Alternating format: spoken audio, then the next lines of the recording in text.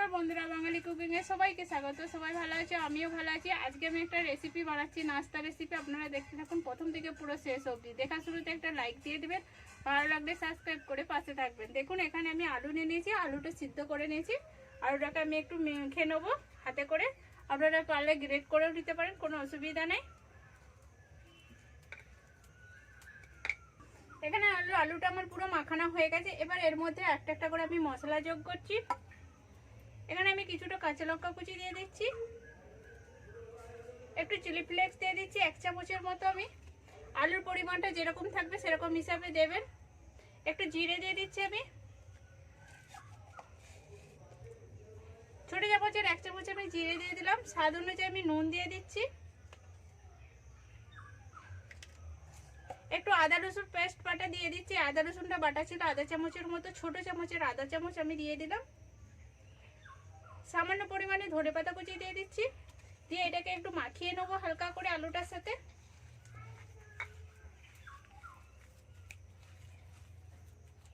দেখুন এখানে এটা আমার মাখানো হয়ে গেছে। এবার আমি এখানে চাল গুঁড়ি দিচ্ছি, চাল গুঁড়িটা আধ বাটি দিচ্ছি।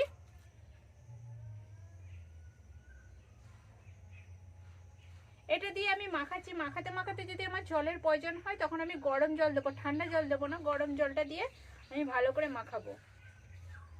আমি অল্প অল্প করে মাখাচ্ছি, কারণ আলুতে এমনিতেই জল থাকে, সেই জন্য জলটা লাগে না। যদি প্রয়োজন হয় তখন আমি দেবো, কিন্তু গরম জল দেবো।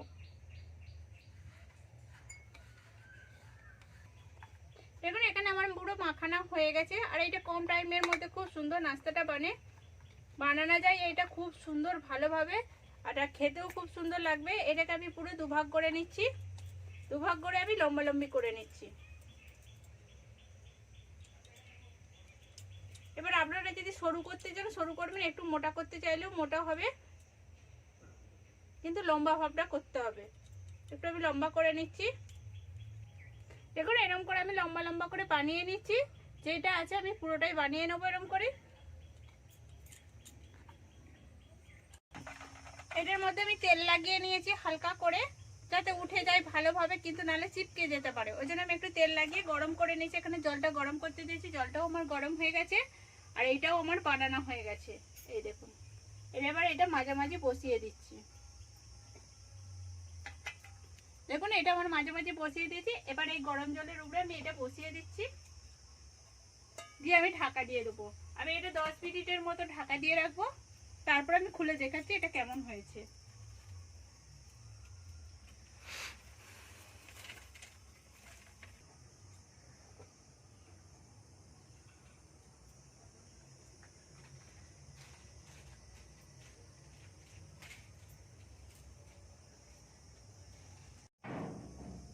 এখানে আমার 10 মিনিট হয়ে গেছে, আমি খুলে দেখছি এটা কেমন হয়েছে।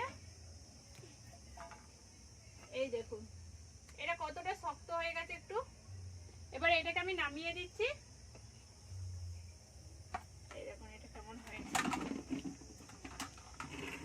দেখেছেন কত সুন্দর হয়েছে। এটা এবার আমি একটু ঠান্ডা হতে দেবো। এখানে আমি এটা ঠান্ডা হয়ে গেছে, আমি এটা তুলে নিয়েছি থালাতে। এবার এটাকে আমি কেটে নিচ্ছি। এই দেখুন এরকম করে আমি গোল গোল করে কেটে নিচ্ছি।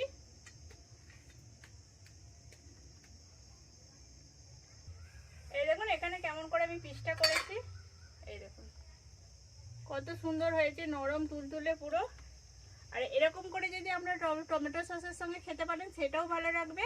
আর এইটাকে চটপটে বানানোর জন্য আমি রেসিপিটা আরেকবার দেখাচ্ছি এইটার সঙ্গে কিরকম করে চটপটেটা বানাতে হয়। কোড়া বসিয়ে দিয়েছি, কোড়াতে তেল দিয়ে দিচ্ছি, তেলটা আমার গরম হচ্ছে। আর এদিকে আমার পুরো কাটা হয়েছে কেমন সেটাও আপনারা দেখুন। এই দেখুন আর কত সুন্দর হয়েছে এটা। এই দেখুন না ফেটেছে না কিছু হয়েছে, পুরো সমান ভালোভাবে হয়েছে। কিন্তু এটা যদি মানে গুঁড়িটা কম পড়ে যায় কিংবা অন্য কিছু হয় তখন কিন্তু ফেটে যাবার ভয় আছে। তেলটা আমি গরম হচ্ছে, তেল গরম হয়ে গেছে। এবার আমি সরষে দিয়ে দিচ্ছি, একটু কালো সরষে দিয়ে দিলাম, 1/2 চামচের মতো জিরে দিয়ে দিলাম, একটু কাঁচা লঙ্কা কুচি দিয়ে দিচ্ছি,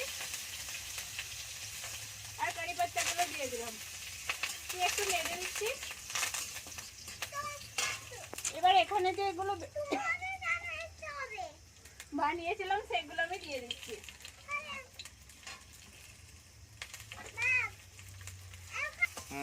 এখন আমি এগুলো দিয়ে দিয়েছি, দিয়ে আমি নেড়ে নিচ্ছি। এর মধ্যে এবার একটু চিলি ফ্লেক্স দিয়ে দিচ্ছি,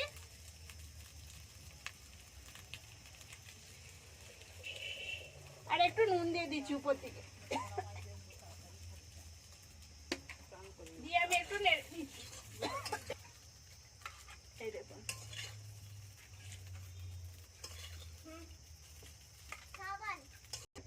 দেখুন এটা আমার পুরো কমপ্লিট হয়ে গেছে। এবার এর উপর থেকে আমি ধনেপাতা কুচি ছড়িয়ে দিচ্ছি। এই দেখুন এটা আমার পুরো কমপ্লিট হয়েছে। আর এটা তো সসের সঙ্গে খেতেও ভালো লাগবে, এমনি খেতেও ভালো লাগবে। প্লিজ আপনারা এরকম করে বাড়িতে বানিয়ে দেখুন, কেমন হয়েছে সেটাও বলেন কমেন্ট করে। ভালো লাগলে লাইক করবেন, শেয়ার করবেন, সাবস্ক্রাইব করবেন আর পাশে থাকবেন। আমি ভিডিওটাও কিন্তু আমি দিতে পারছি না টাইমে। এই দেখুন।